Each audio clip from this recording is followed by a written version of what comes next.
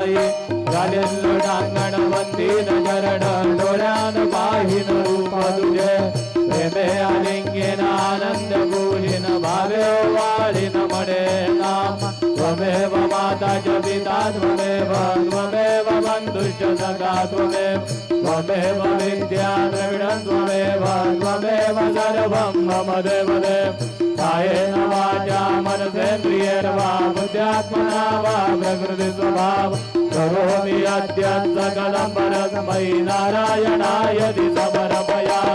अच्युतं केशवं राम नारायणं कृष्णदामोदरं वासुदेवं श्रीधरं माधवं गोपिकावल्लभं जानकीनायकं रामचन्द्रं भजे हरे